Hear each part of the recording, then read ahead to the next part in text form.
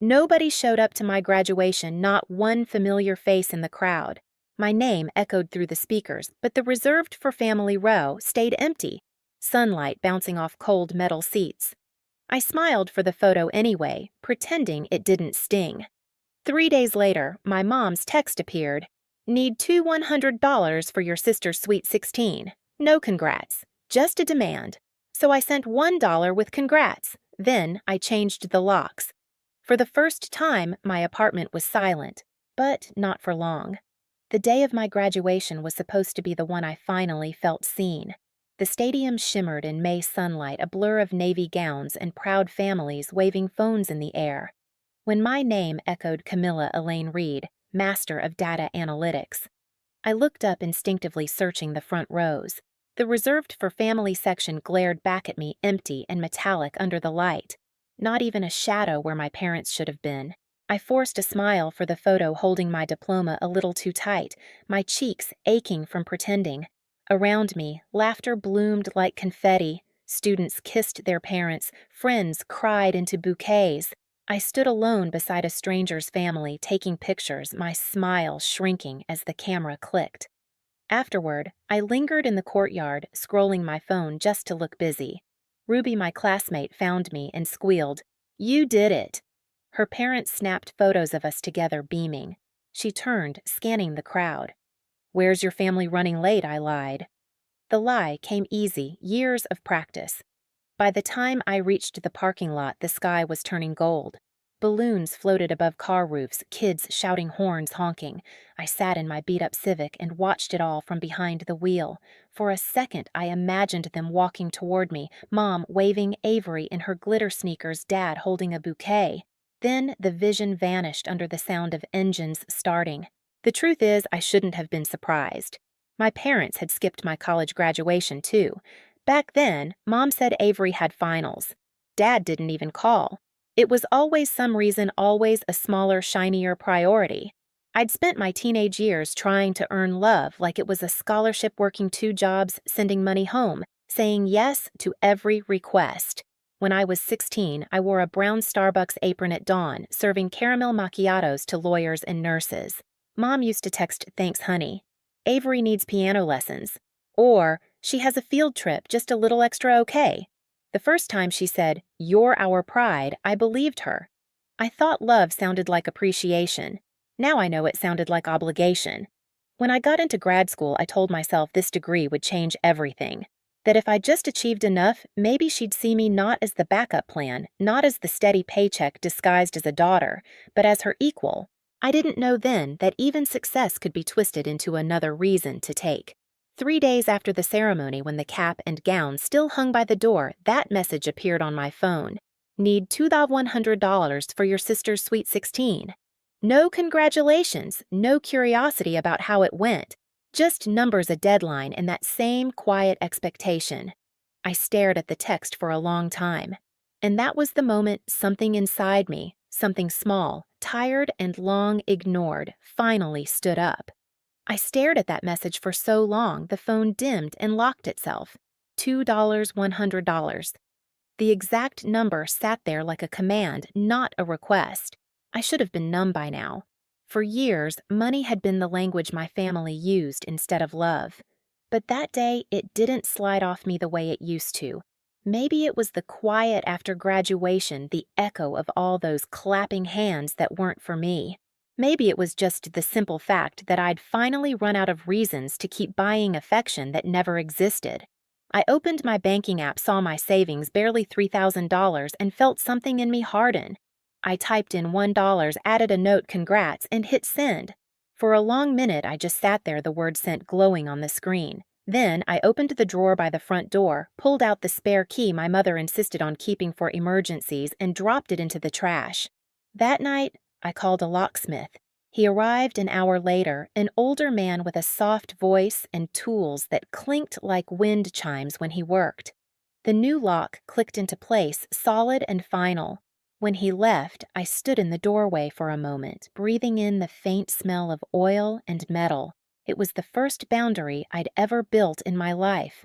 The next day, sunlight filled my small apartment. I brewed coffee, watched the steam curl, and for the first time I didn't flinch at the silence. It was mine. No one could walk in. No one could ask for anything. Peace had a sound. It was this. Until the knocking started. Firm, rhythmic, persistent. I froze. It wasn't Mrs. Patel, my landlord she always called first. When I looked through the peephole, 2 uniforms filled the hallway. Denver police one said calm and professional. "Miss Reed." I opened the door, heart racing. Yes. The taller officer, a black man in his 30s, showed his badge. "We received a call from your mother. She said you've been acting erratically, changing locks, not answering calls, and that she's worried you might harm yourself." I almost laughed, not because it was funny, but because it was so absurd it circled back to tragic. She did what I asked quietly. His eyes softened. "We just need to confirm you're okay. Mind if we step in?" I let them in. The apartment was spotless, coffee mug on the table, laptop open with my project on the screen, diploma framed on the wall. I gestured around. "Do I look unstable to you?" The officer's mouth twitched, almost a smile. "Not even close, ma'am." He asked a few questions about work stress, family. I answered honestly. Just finished grad school. Working on job applications. No medical issues. Just boundaries. He nodded. "We'll file the report as no concern. But if your mother calls again, you can reference this visit." They turned to leave, and just before stepping out, he added, "Sometimes when people start standing up for themselves, others panic. Happens more than you'd think." When the door closed, I leaned against it, shaking, not from fear, but fury. My mother hadn't just crossed a line, she'd declared war on it. That night, I sat on the couch, the police report still fresh in my inbox. I replayed the years of manipulation, the way she'd guilt me into sending money, the way she'd say, "Family helps family," whenever I hesitated. It had always been about control, not care. I didn't know what she'd done yet. Only that if she was willing to use the police to humiliate me, there was no limit to what came next. The silence in my apartment didn't feel peaceful anymore. It felt like the pause before a storm. And I was done waiting to get struck. The next morning, I woke up before sunrise, the city still quiet under a soft haze. My phone lay face down on the table beside the police report. I hadn't heard from my mother since the night she sent them to my door, but I knew her silence wasn't peace, it was strategy. I made coffee and opened my laptop, intending to lose myself in job applications. Instead, I opened my banking app. A pit formed in my stomach. 2 new credit inquiries blinked back at me, Capital One and Discover, both recent, both unfamiliar. My chest tightened. I hadn't applied for any new cards. I clicked through to my credit report. 2 accounts had been opened in my name. My social security number, my address, but not this address. My parents' house in Littleton? I froze. The balances were already climbing, thousands spent. Then I saw the transactions: Cherry Creek events, Denver DJ agency, Glam Studio. My mother's text came rushing back like a gunshot: "Need $200 for your sister's Sweet 16. It wasn't a request. It was a setup. I called the number on the statement, my voice shaking but steady. "This is Camila Reed. I need to report identity theft." The woman on the line verified my information, paused, and said, "This account was opened in person at our Littleton branch last month. Co-applicant Linda M. Reed." For a moment, everything went still. The hum of the refrigerator, the tick of the clock, even my breath. "Ma'am," she continued carefully, "we'll flag this for fraud investigation. You'll receive forms to complete within 24 hours. When the call ended, I sat staring at the screen. It was all there: my mother's signature, her phone number, her address. She hadn't just used me for money. She'd become me to get it. I opened my voice recorder. In Colorado, one-party consent meant I could legally record our next call. I dialed her number. She picked up after 3 rings, her tone sharp. "So you're alive?" "Mom," I said evenly, "I found 2 credit cards under my name, both using your address." "Do you want to explain that?" She laughed, a hollow, practiced sound. "Oh, that I was helping you build credit.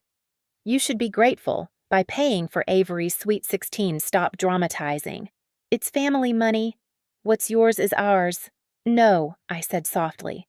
What's mine is mine, and what's yours is under investigation. The silence on the line was instant, heavy, stunned. Then came the sound of her quick inhale. You wouldn't dare. I already did. I ended the call, saved the recording, and labeled it Boundaries. May 17th, 2025. Outside, the morning light spilled across the floor, catching the edges of my diploma and the new lock on the door. 2 pieces of proof that I'd earned everything on my own, and now, finally, I was protecting it. For the first time, the silence in my apartment felt powerful. It wasn't the pause before a storm anymore. It was the storm, and I was finally the one holding the thunder. I met them at a diner in Highlands Ranch neutral ground halfway between their house and my peace. The kind of place with cracked leather booths and coffee that never tasted fresh, but it was perfect for what I needed: public quiet and impossible to scream in. They arrived 15 minutes late. My mother first in a floral dress and sunglasses like armor. My father trailing behind, smaller than I remembered. Avery followed, phone in hand, thumbs flying. The golden child never looked up. Camila, Mom said sharply, sliding into the booth across from me. You really made us drive all the way here for dinner. We're not eating, I said. My voice surprised me, steady, cold. We're talking. The waitress came by, poured coffee, and disappeared. I slid a brown folder across the table. 2 credit cards opened under my name. Capital One and Discover. Both tied to your address. Both used for Avery's Sweet 16. Mom's smile barely twitched. Oh, that. Honey, I did it for you. You need credit history. I was helping. Helping, I said softly. You forged my signature. She waved her hand dismissively. Don't make this dramatic. It's family. You've always been so ungrateful. Do you think the world doesn't know who paid for your education? I laughed, a sharp sound that turned every head in the diner. You mean me? I paid for it with every check, every double shift, every loan you told me to take while you used my college fund for Avery's prom dress. Avery groaned. Here we go again. I turned to her. That silver dress you wore for your party? You danced in it on a card opened in my name. Enjoy the spotlight. Her eyes darted away. Mom said you agreed. Mom's voice sliced through. Enough! You don't talk to your sister that way. I didn't steal from you, Camila. I borrowed. For the family. You used my identity, I said, quieter now. You called the police on me because I changed my locks. You tried to paint me unstable so you could keep control. That ends today. Dad finally spoke, his voice small. Sweetheart, your mother just got carried away. Let's not blow this up. We can fix it privately. I pushed the folder closer. There's no fixing it privately. The bank already knows. There's an open investigation. Mom's eyes snapped up, all the color draining from her face. You did what I reported: the fraud. The accounts are frozen. The bank has your signature, your phone number, your address. You'll be hearing from them soon. The silence that followed was thick enough to taste. Even the diner hum dimmed as if the air itself was listening. You'll regret this, she hissed. You're destroying this family over a misunderstanding. No, Mom, I said, standing. You destroyed it the moment you decided my name was worth more to you than my love. I left the cash for my coffee on the table and walked out before she could answer. Outside, the air smelled like rain.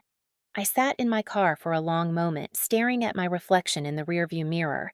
My hands were shaking, but my chest felt light, almost hollow, the kind of hollow that could fill with peace. That night, Cherry Creek glittered in purple and silver, the big night for Avery's Sweet 16. I wasn't invited, but I didn't need to be. I already knew how it would end. At 8:45 p.m., my phone rang. Unknown number, I answered. Miss Reed, a crisp female voice said, "This is Lauren Stein, legal representative for Capital One in Colorado. I'm calling to inform you the bank has escalated your fraud report. Our internal team has coordinated with local law enforcement to verify transactions tonight at Cherry Creek events. You're not required to attend, but we wanted you notified." My throat tightened. "You're sending police to the venue?" "Yes, ma'am. Standard procedure. We'll document and confirm the charges." I thanked her, hung up, and sat back. Through my open window, I could hear faint music drifting from downtown, a celebration about to unravel. 40 minutes later, my phone buzzed again. A text from Avery. "Are you insane? The police just showed up." The DJ stopped. Everyone's staring. Mom's freaking out. Then another. "They're saying her name. The bank guy said your name. What did you do?" I didn't reply. I didn't have to. Meanwhile, across town, 2 officers entered the glowing banquet hall. No sirens, just calm authority cutting through the neon haze. A banker followed holding a folder thick with receipts and contracts. "Good evening," one officer said, voice even. "We're here to verify a report of credit card fraud associated with this event." The charges were made using an account under the name Camila Reed. Murmurs rippled through the crowd. Cameras lifted. My mother froze near the cake table, color draining from her face. "There must be a mistake," she said, voice trembling. The banker opened the folder, reading aloud. "Primary applicant Linda M. Reed. Cosigner unauthorized. The transaction records indicate misuse of another person's identity." Gasps. Someone whispered, "Isn't that her daughter's name?" Mom's lips parted, but no sound came. Avery stood in the center of the floor, eyes wet, whispering, "Mom, what did you do?" The officer's tone remained neutral. "We're not arresting anyone tonight. This is just documentation for the bank's case, but we'll need to take copies of the receipts and ID verification." In the silence that followed, the only sound was the flicker of camera flashes, half the guests capturing it, half pretending not to. Within minutes, the DJ unplugged his equipment. The banner that read Avery's Sweet 16, Born to Shine, drooped under the weight of the humid air. The room emptied in slow waves of whispers and pity. By the time my mother stepped outside, rain had begun to fall soft and relentless. Back in my apartment, I stood by the window and watched lightning pulse above the city. I didn't smile. I didn't cheer. I just let the quiet wrap around me, the sound of justice subtle and absolute. For years, I thought silence was what weakness sounded like. That night, I realized it was victory.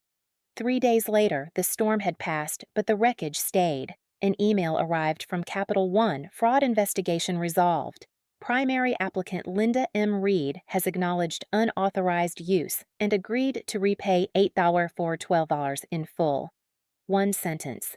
No apology, no drama. Just the truth finally on paper. Word spread fast. In a suburb like Littleton, gossip moves faster than justice. People whispered in grocery aisles and at church. "Did you hear about the Reeds? Something with a bank and the Sweet 16? Avery's party video, 30 Seconds of Chaos, police and disbelief hit 500,000 views before she locked her accounts."